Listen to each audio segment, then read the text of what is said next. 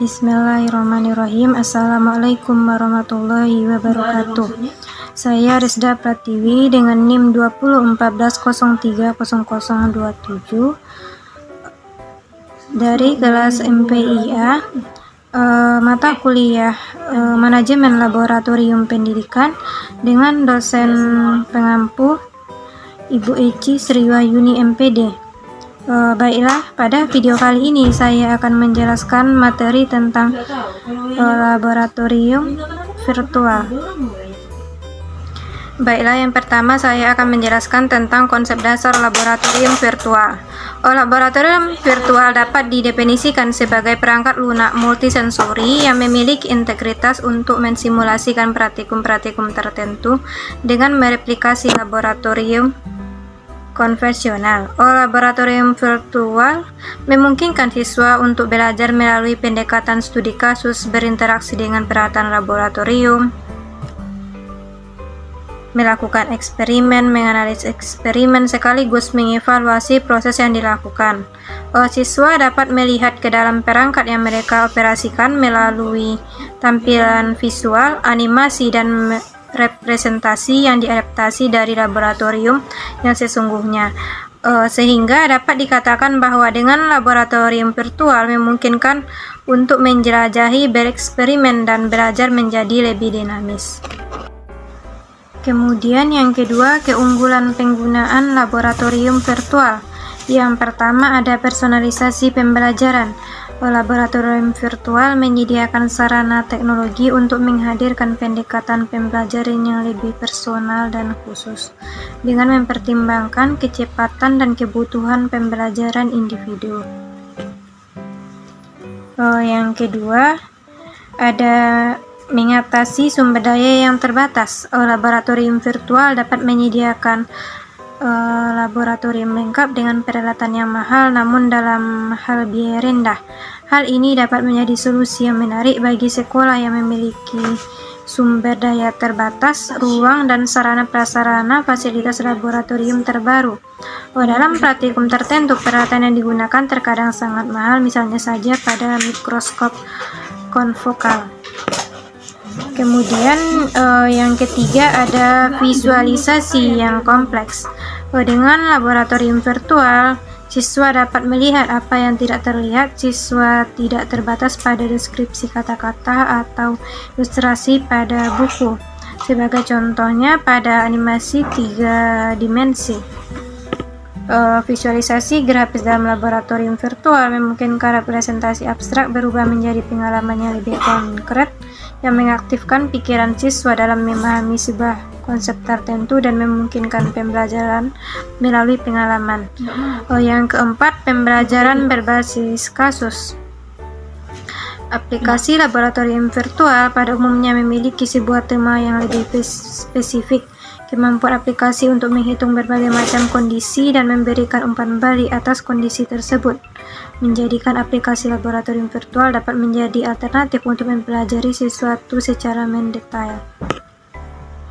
Kemudian yang kelima ada fleksibilitas waktu. Dalam laboratorium virtual, variabel waktu dapat diatur sedemikian rupa, dipercepat, diperlambat, dihentikan, atau diulang. Siswa dapat mengulang praktikum di waktu luang mereka untuk membantu mereka menguasai konsep-konsep sulit atau menyegarkan ingatan mereka. Ketika diterapkan di sebuah kelas, laboratorium virtual juga dapat menjadi media praktikum di mana siswa telah mengetahui prosedur praktikum sebelumnya melalui simulasi, sehingga ketika menghadapi praktikum yang sebenarnya, waktu akan menjadi lebih optimal karena siswa telah mengetahui langkah yang akan mereka lakukan. Yang keenam, menjadikan kegagalan sebagai hal yang produktif. Di dalam laboratorium virtual, siswa dapat menjalankan praktikum dengan berbagai kondisi yang memungkinkan terjadinya kesalahan dalam praktikum. Pada umumnya ketika terjadinya kegagalan, aplikasi akan memberikan penilaian dan mempersilahkan siswa untuk mengulang praktikum tersebut. Dengan kata lain, setelah mengetahui kegagalan pada praktikum pertama, siswa dapat mencoba kondisi baru di praktikum kedua dan seterusnya. Yang ketujuh, ada praktikum menjadi menyenangkan melalui gamifikasi. Pada era ini, minat belajar siswa sangat fluktuatif dan lebih sering minat tersebut berada pada posisi rendah, berbeda dengan minat dalam bermain yang mana cenderung lebih tinggi. Hal ini dia yang mendorong motivasi tinggi dalam bermain. Berbeda dengan laboratorium konvensional, dalam laboratorium virtual, faktor gamifikasi bisa ditambahkan.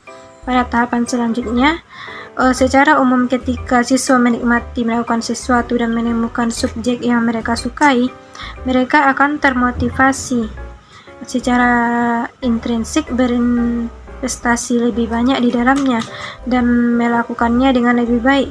Dalam literatur lain akan ditemukan kelebihan dan kelemahan penggunaan laboratorium virtual dalam pembelajaran sains.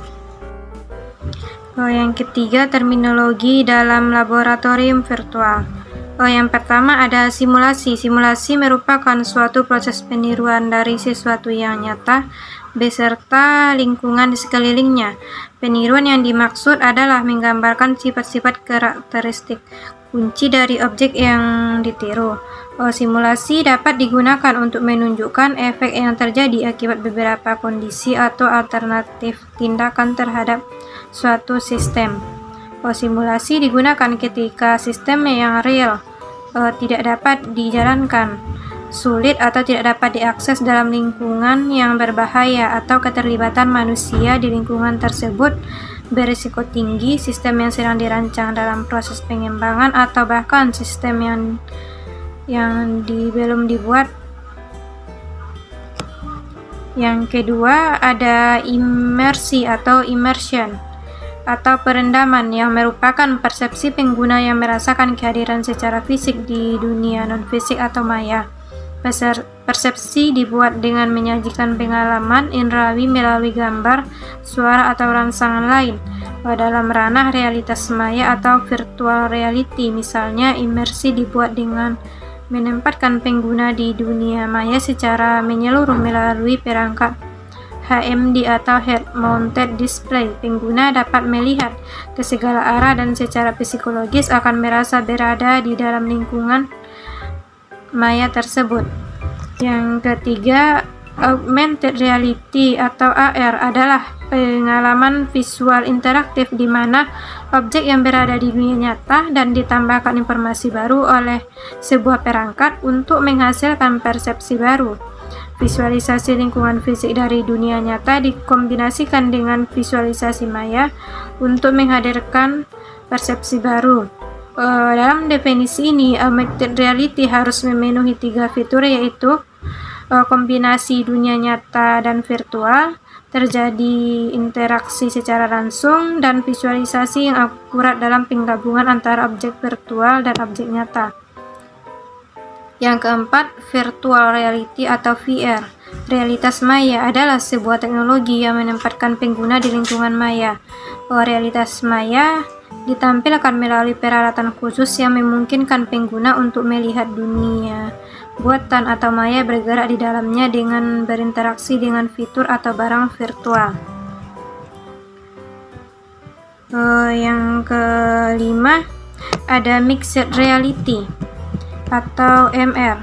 Realitas campuran adalah penggabungan dunia nyata dan virtual untuk menghasilkan lingkungan dan visualisasi baru di mana objek fisik dan digital ditampilkan bersama-sama secara berdampingan dan berinteraksi.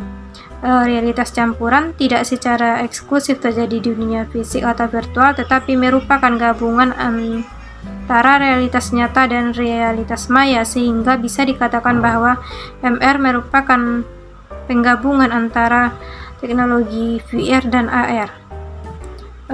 Dalam MR, pengguna dapat bergerak secara langsung di lingkungan fisik. Bersamaan dengan hal tersebut, pengguna dapat melihat objek-objek maya yang ditambahkan oleh perangkat sekaligus berinteraksi dengannya. Sekian penjelasan dari saya. Semoga dapat dipahami. Assalamualaikum warahmatullahi wabarakatuh.